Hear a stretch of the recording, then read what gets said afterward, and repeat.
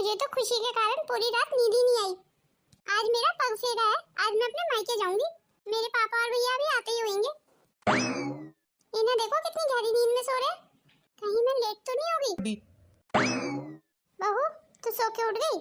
बहू जल्दी से नहा धो के किचन में आ जा, बहुत काम पड़ा है किचन में। तेरे मायके वाले कभी भी आते होंगे। जी ठीक है माँ जी, अभी नहा के आ जाती हूँ किचन में। बहू थोड़ा जल्दी कर ले, आज काफी खाना बनाना पड़ेगा तुझे, तेरे मायके वालों के लिए भी और हम सब के लिए भी। 2-3 तरीके की सब्जी, रोटी, पूड़ियाँ सब कुछ बनेगा। जल्दी आ जा बहू तू किचन में, सारा खाना तुझे ही बनाना है। जी माँ जी बस अभी आ जाती हूँ। चल वैशाली, ये लो मैं नहा के भी आ गई और ये अभी तक सो के भी नहीं उठे। अब नहीं उठा रही ना मैं, अभी नहीं उठना होगा तो खुद उठ जाएंगे। अब सबसे पहले मैं किचन में जाती हूँ। ये क्या माँ, आप तो कल खुद मना कर रही थी इस बहू को पग फेरे के लिए नहीं भेजूंगी, इसके माँ बाप को नाक रगड़वा दूंगी, और अब आप खुद ही उनको पग फेरे के भेजने के लिए तैयार है। आप तो अपनी बहू से बड़ी मीठी मीठी बातें कर रही थी, आज आपका सारा गुस्सा कहाँ चला गया माँ? तू अभी बहुत भोली है वैशाली, अभी तू इन दाव पेचों को समझती नहीं है। एक बार इसके मायके वालों को आने तो दे, फिर मैं अपने रंग दिखाती हूँ तुझे। क्या मतलब माँ, मैं कुछ समझी नहीं। बस तू थोड़ा सा इंतजार कर, सब समझ आ जाएगा तुझे। और अब तू ज्यादा दिमाग मत लगा अपना, मुझे पता है मैं क्या कर रही हूँ। पर माँ अपने भाभी को अकेले किचन में क्यों भेज दिया? वो इतना सारा काम अभी से कैसे संभाल पाएंगी? अरे तो मायके वाले तो बहू के ही आ रहे हैं, अगर बहू काम नहीं संभालेगी तो और कौन संभालेगा? इतना सारा खाना मैं कैसे बनाऊं? मेरे मायके से ही 3-4 लोग आएंगे, लमसम मिला के 8-9 लोगों का खाना बनाना है मुझे। शादी से पहले तो माँ जी ने कहा था कि घर में 2-2 3-3 नौकर है, पर यहाँ पे तो कोई भी नहीं है, और मैं किचन में काम कैसे करूँ अकेले? मुझे तो खाना बनाना भी नहीं आता।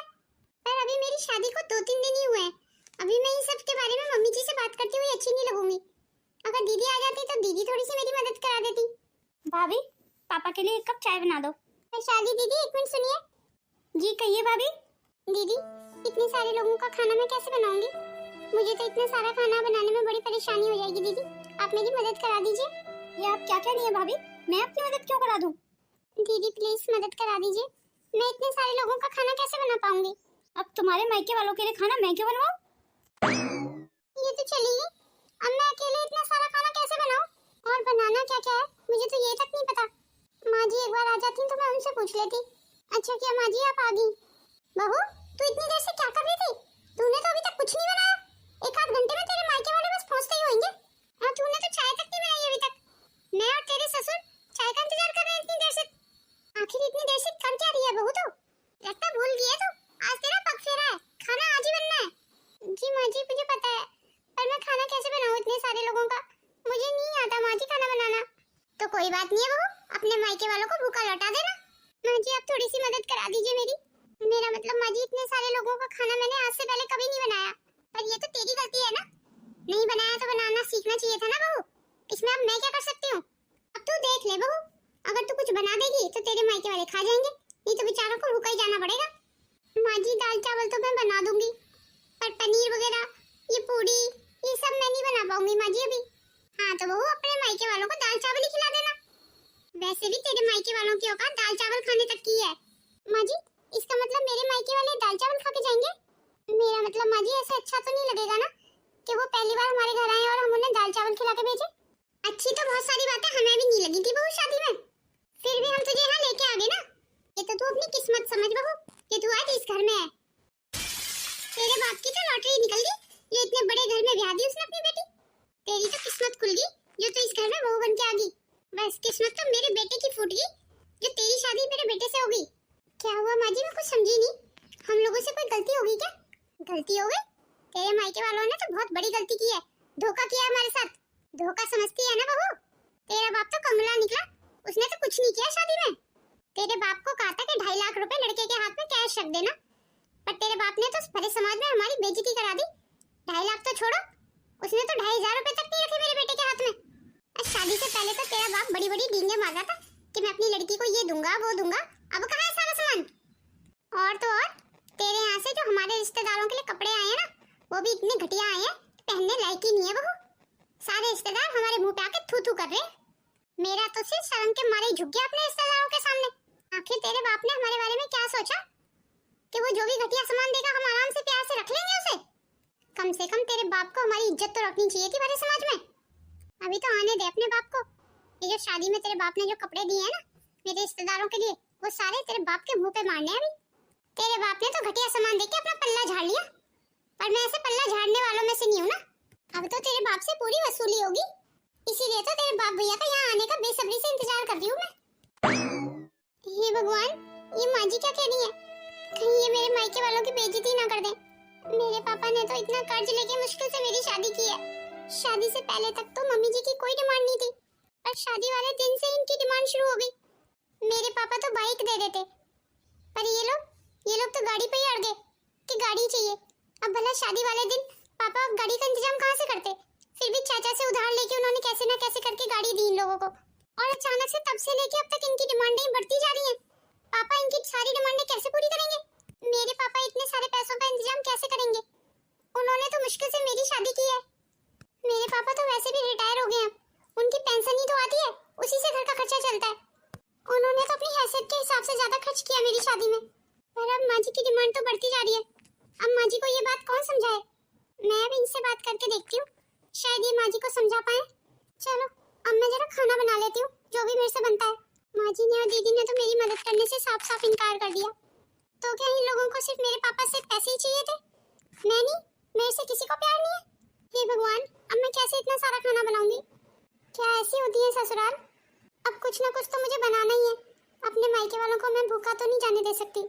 एक काम करती हूँ, बाहर से ऑर्डर कर देती हूँ, पर कहीं माँ जी ना गुस्सा हो जाए।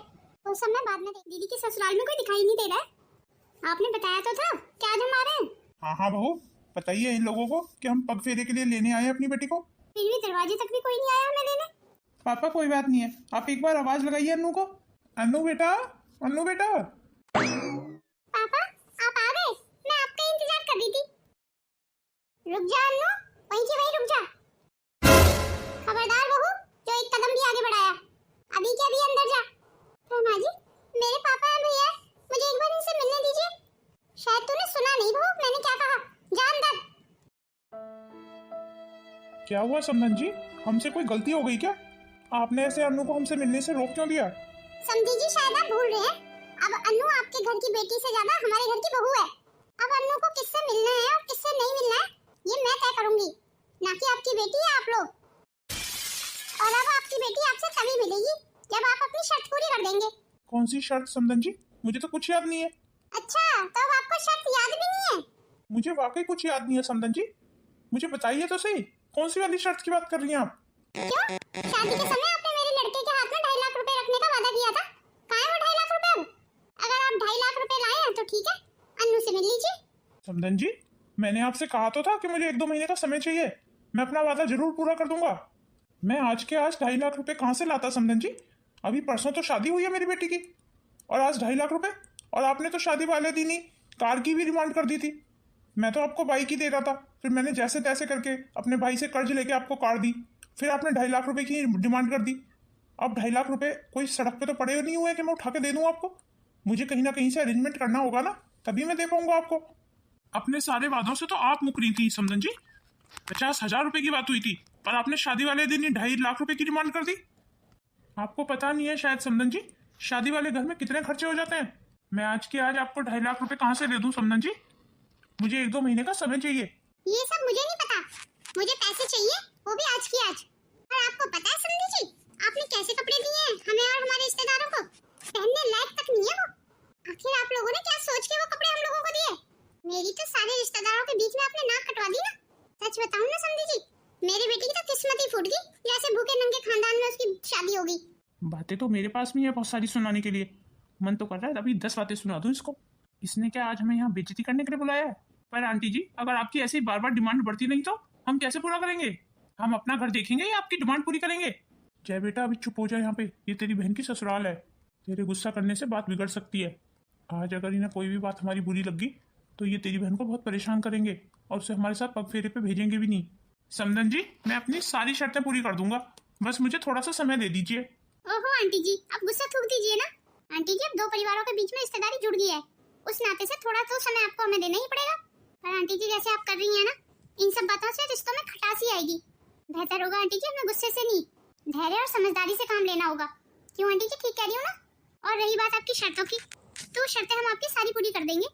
अब तो आप आंटी जी अच्छे अच्छे कपड़े देखिए, देखिए हम इस बैग में कितने अच्छे अच्छे कपड़े लाए हैं आप सबके लिए। जो लिस्ट आपने हमें दी थी ना आंटी जी अपने रिश्तेदारों की, हम सबके लिए कपड़े ले आए हैं और मुझे पूरा यकीन है आंटी जी आपको कपड़े जरूर पसंद आएंगे। लीजिए आंटी जी, आप मुंह मीठा कीजिए। और आपने कहा था ना कि 21 किलो बायना लाना है, तो 21 किलो बायना लाए हैं हम। पर मुझे तो बायना कहीं नहीं दिखाई दे रहा है, कहाँ है बायना? वो आंटी जी बायना अभी नीचे गाड़ी में ही रखा है, मैं अभी इनको बोलती हूँ ये ले आएंगे जाके। चल ठीक है, इस बार तेरी बात पे विश्वास कर लेती हूँ। आपका बहुत बहुत धन्यवाद आंटी जी। अरे आप यहीं खड़े हैं, जाइए ना नीचे से सारा बायना उठा लाइए। हाँ ठीक है, अभी लाता हूँ। लीजिए आंटी जी, मुंह मीठा कीजिए। आंटी जी अगर आपकी इजाजत हो तो मैं अनु दीदी से अंदर जाके मिल लूं? हाँ हाँ क्यों नहीं, मिल सकती है तू। अनु अब चाय फाय ले आए इन लोगों के लिए, जितनी जल्दी हो सके ना उतनी जल्दी 2.5 लाख रुपए का इंतजाम करा दीजिए समझी जी। नहीं तो पग फेरे के बाद अपनी बेटी को अपने पास ही बिठा के रखिए, कोई लेने नहीं आएगा आपकी बेटी को। कहीं ऐसा ना हो जिंदगी भर आपके पास ही बैठी रह जाए आपकी बेटी। जब तक आप 2.5 लाख रुपए नहीं देंगे तब तक आपकी बेटी भी इस घर में वापस नहीं आएगी। आप बिल्कुल बेफिक्र रहें समदन जी, मैं अपनी तरफ से पूरी कोशिश करूंगा। चलो इस बार विश्वास कर लेती हूँ आपकी बात का। मिठाई तो थोड़ी सस्ती सी लग रही है समझी जी। बेटी वाला कभी भी बेटे वाले की इच्छाओं को पूरी नहीं कर सकता। इस बात का अनुभव अपनी बेटी की शादी के बाद ही हुआ है मुझे। लीजिए पापा, बायना उठा लाया हूँ सारा। अपनी बहन की सास को बुला के दे दे सारा बायना। चलो शुक्र है, बायना तो आप ठीक ठाक ले आए। मुझे तो ये डर था कहीं खाली हाथ ही ना आ जाओ आप।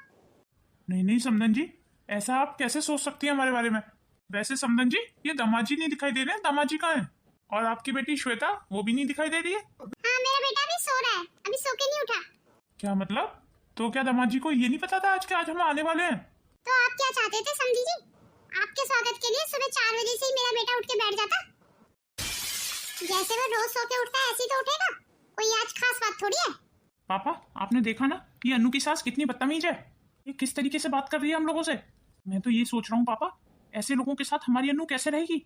अरे बेटा, शुरू शुरू में लड़के वालों के ऐसे ही तेवर होते हैं, बाद में सब ठीक हो जाता है। पर मुझे नहीं लगता पापा बाद में कुछ ठीक होगा। और तो और पापा, जीजा जी भी हमसे मिलने नहीं आए। इतनी बेइज्जती हमारी। पापा मान लेते हैं कि हमारी हैसियत इन लोगों से कम है, फिर भी दे तो हम ही रहे ना इन लोगों को, हम इनसे कुछ मांग तो नहीं रहे ना। उसके बाद भी इनके ये तेवर है। इतना करने के बाद भी अनु की सास हमें इतनी बातें सुना गई। ये नियम हमेशा से चलता आ रहा है, बेटी वाले को ही हमेशा झुक के रहना पड़ता है। पर पापा बेटी तो इनके पास भी है, बस तो तू सही समय का इंतजार कर, ये भी झुकेंगे। मैं बहुत शर्मिंदा हूँ भाभी, मेरी सासू माँ ने आप लोगों के साथ ऐसा व्यवहार किया। अरे अरे दीदी कोई बात नहीं है, आपने मेरी शादी से पहले मुझे बिल्कुल सही समझाया था भाभी। रिश्ते हमेशा बराबरी वालों में ही करने चाहिए भाभी।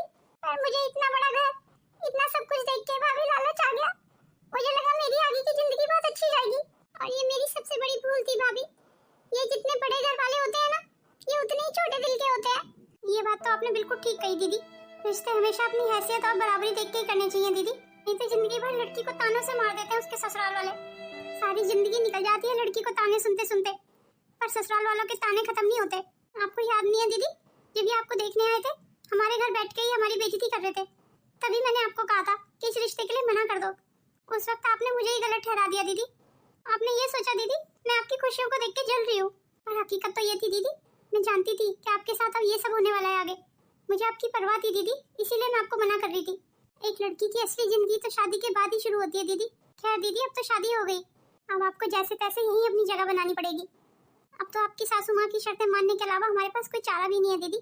बस हम तो यही चाहते हैं दीदी, आप अपनी जिंदगी में आगे खुश रहें, आपके ससुराल वाले आपको किसी बात के लिए ताने ना मारें। बस अब तो मैं यही चाहती हूँ कि इस बार तो आपकी सासू माँ की शर्त पूरी कर देते हैं, फिर कहीं आगे से कोई शर्त ना करें हमारे सामने, क्योंकि शायद हम आगे से अब कोई शर्त पूरी नहीं कर पाएंगे। अगर उन्होंने आगे से कोई ऐसी शर्त रख दी जिसे हम पूरी ना कर पाए तो फिर क्या होगा भाभी? ये मुझे घर से निकाल देंगे? अरे नहीं नहीं दीदी, भगवान ना करे ऐसा हो, तब की तब देखेंगे दीदी। अनु की माँ, अपने आप को संभाल। पग फेरे के बाद से हमारी बेटी मायके में बैठी हुई है, कैसे संभाल पाऊंगी मैं अपने आप को? अनु की ससुराल वालों ने तो लौट के फोन भी नहीं किया। पता नहीं हमारी अनु पग फेरे के बाद अब अपने ससुराल वापस जा पाएगी या नहीं। सुनिए जी, मैं क्या कह रही थी, आप उनकी इस बार सारी डिमांड पूरी कर दीजिए। मुझे यकीन है दामाजी आके फिर अनु को यहाँ से ले जाएंगे। इस बार उसकी सास की सारी मांग जांच पूरी कर देते हैं, उसके बाद अनु जाने और उसकी किस्मत। हाँ शायद तू सही कह रही है। गाँव में जो 2 बीघा जमीन है ना, वो बेच दो आप, और अनु की सास को जो भी चाहिए वो सब दे दो उसे। हाँ यही करना पड़ेगा अब। सुनिए, मुझे कुछ पैसों की जरूरत थी। पर तुम्हें पैसों की क्यों जरूरत है? अरे आपको तो पता है ना, वैशाली दीदी की शादी फिक्स हो गई है। मुझे अपने लिए साड़ी लेके आनी है।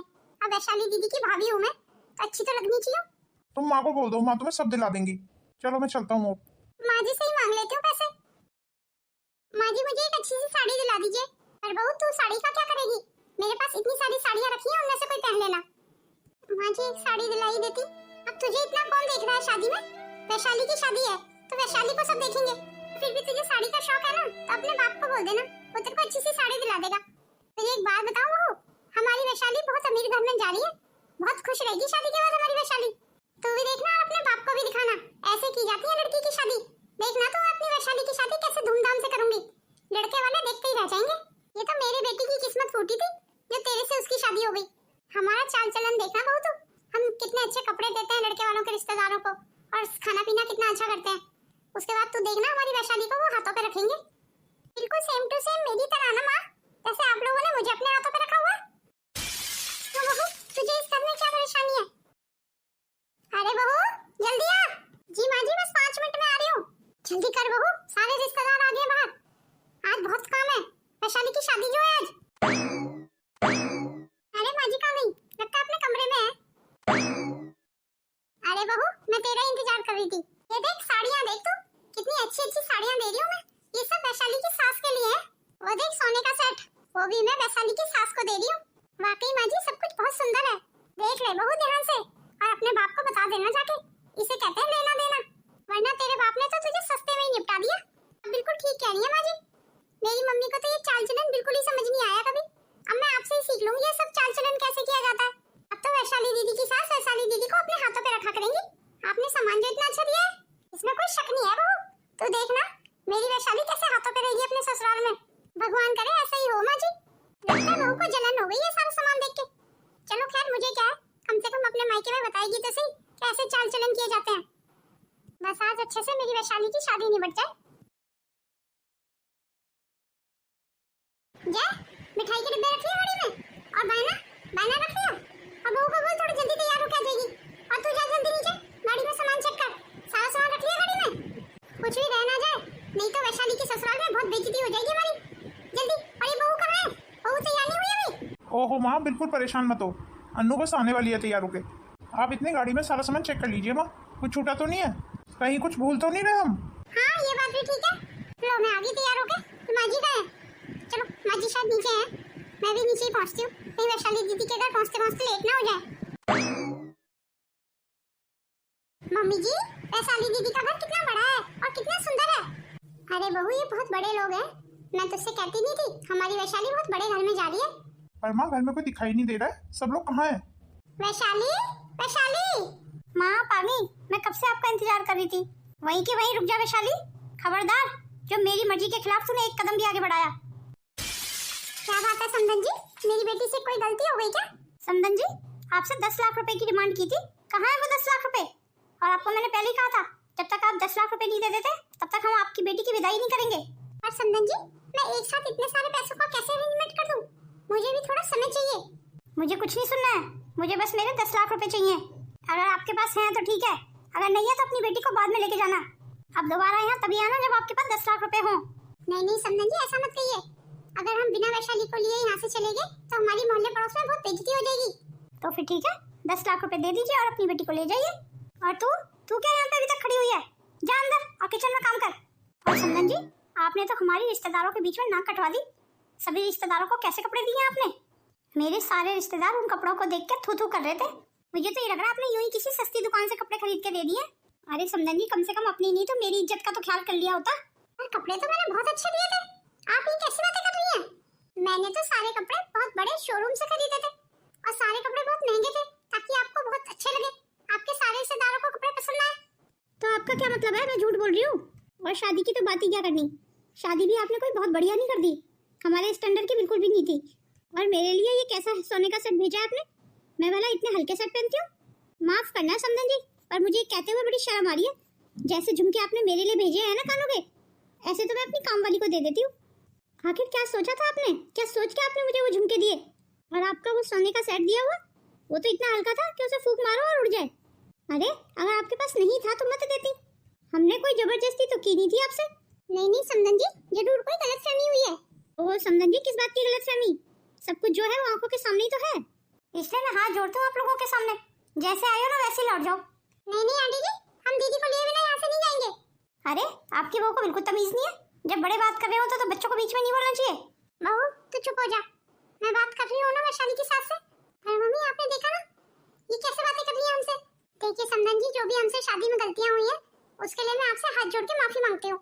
मैं आपकी सारी शर्त पूरी करने की कोशिश करूंगी, पर अभी आप वैशाली को हमारे साथ भेज दीजिए। अगर आप चाहेंगी तो मैं आपके पैर भी पकड़ लूंगी, पर अभी वैशाली को हमारे साथ भेज दीजिए। चलो ठीक है, आप इतना कहती हैं तो भेज देती हूँ इस बार, पर हाँ आगे से ध्यान रखना, पग फेरे के बाद मेरा बेटा वैशाली को लेने तभी आएगा जब आप 10 लाख रुपए का बंदोबस्त करके रखेंगी। जी आपका बहुत बहुत धन्यवाद। चलिए आप बैठिए, मैं चाय पानी का इंतजाम कराती हूँ आपके लिए। मम्मी ये वैशाली की सास तो बहुत बदतमीज है, मेरा तो मन कर रहा था इसे अभी 10 बातें सुना दूं। नहीं नहीं बेटा, ये हमारी वैशाली की ससुराल है, ससुराल वाले ऐसे ही होते हैं, उनके आगे हमेशा लड़की वालों को झुकना पड़ता है। सही कहा माँ ने, सब कुछ तो वही है, बस नाम और जगह चेंज हो गई है। पता नहीं इन ससुराल वालों का लालच कब खत्म होगा, कब बहू बेटियां अपने ससुराल में चैन की सांस ले पाएंगी। हर घर में एक बेटी है और हर घर में यही होता है, पर कोई भी अपने आप में बदलाव करने के लिए तैयार ही नहीं है। जब हम बदलेंगे तभी तो समाज बदलेगा।